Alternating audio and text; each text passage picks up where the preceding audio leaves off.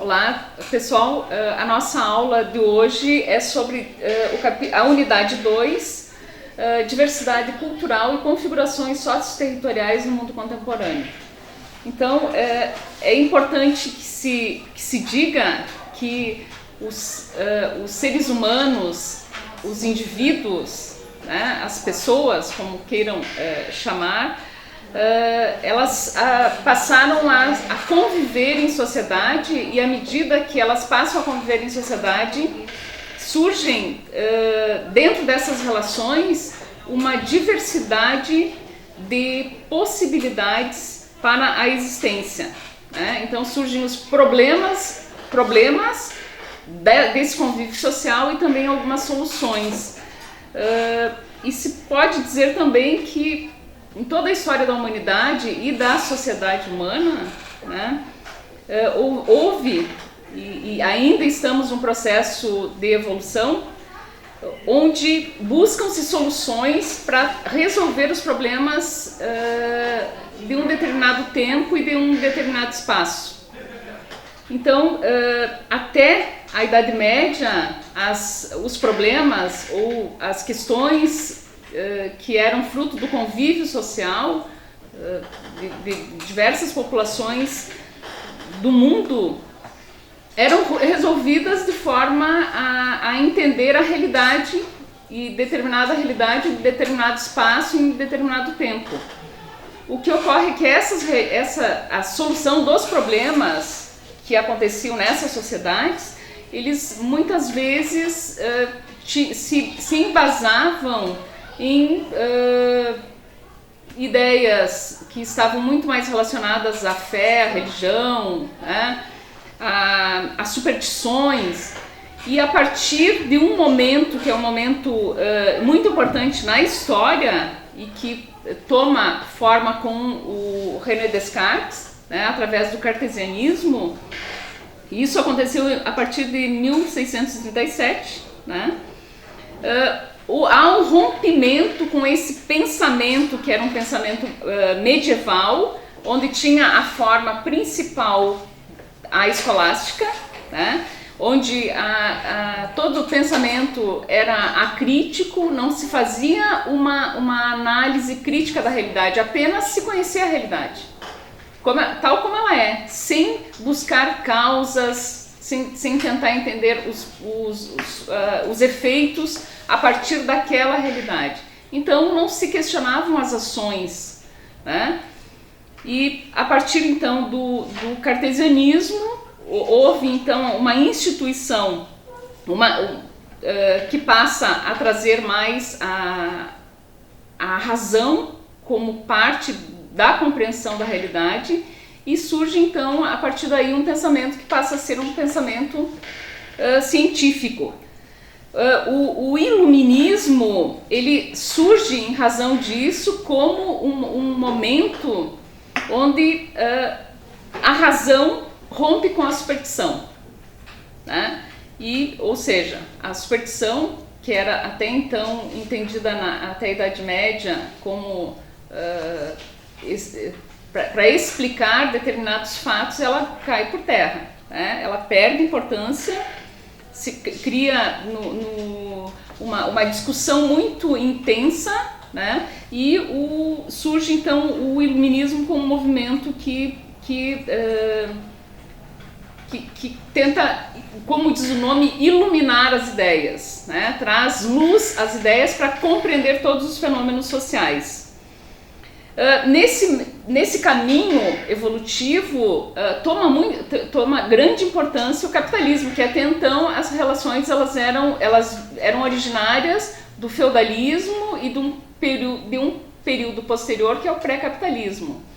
Com o surgimento do capitalismo e das relações urbano-industriais, o Estado passa a ganhar uma forma muito maior, ele ganha uma importância muito maior nas relações sociais do que tinha antes, né? Porque antes a igreja tinha, em determinados momentos, a igreja tinha muito mais importância, né? Ela estava muito presente, ela concorria com o poder, e com o capitalismo isso perde importância, né? Então nós podemos imaginar aí uma pirâmide onde na ponta da pirâmide está o Estado e a sociedade está na base da pirâmide, né?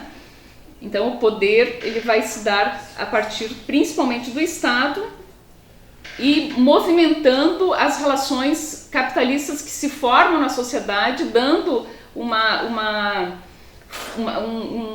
teor, né, um movimento para as indústrias que estão crescendo e para as relações de produção, de troca, que também ganham forma a partir daí. E nesse contexto, à medida que o processo urbano-industrial se acelera, todas as relações mais agrárias diminuem a importância no cenário territorial. Então, é óbvio que todas as atenções capitalistas dão muito mais importância ao urbano-industrial do que o rural ou agrário, né? E aí surge nesse contexto o que se chama de ordem e progresso, que é um viés oriundo desde aquele movimento cartesiano, né? E que é embasado pelo positivismo. E nesse modelo, o Estado, né? E movido por essa ideologia, que é uma ideologia ligada ao movimento moderno, né? Ela tenta resolver, ela busca a solução dos problemas através do desenvolvimento econômico. E para dentro desse pensamento ideológico, todos os problemas econômicos sociais seriam resolvidos pelo desenvolvimento econômico. Então aí dentro dessa pirâmide onde o Estado está no topo, né, as relações econômicas vêm no segundo tempo, ou seja, o capital vem no segundo momento e a sociedade na base da pirâmide. Com a evolução desse processo e com o processo de globalização que vem no momento posterior, né, se vê, e já dentro do mundo contemporâneo, a partir da evolução de relações que ocorreram lá desde o mercantilismo, né, e com uma maior relação entre os países e os mercados, aumentando os fluxos, que seriam a saída de capitais de alguns estados, movimentando a economia e a relação dos produtos de um continente para o outro, né, e isso passa a surgir então uma relação globalizante, como diz Milton Santos, e que modifica todo o cenário, né, do mundo contemporâneo. A pirâmide, a partir daí, ela vai ter uma outra forma, ou seja, o capital está no topo, o Estado perde importância pelo capital, e inclusive o Estado passa a estar a serviço do capital, e a sociedade na base da pirâmide. Ou seja, o Estado, ou o governo, né, que vai agir em nome do Estado, vai ser um mediador entre a sociedade e o capital. Então, dentro dessas relações capitalistas, a solução dos problemas que antes era acreditado ao desenvolvimento econômico, agora passa a perder a importância.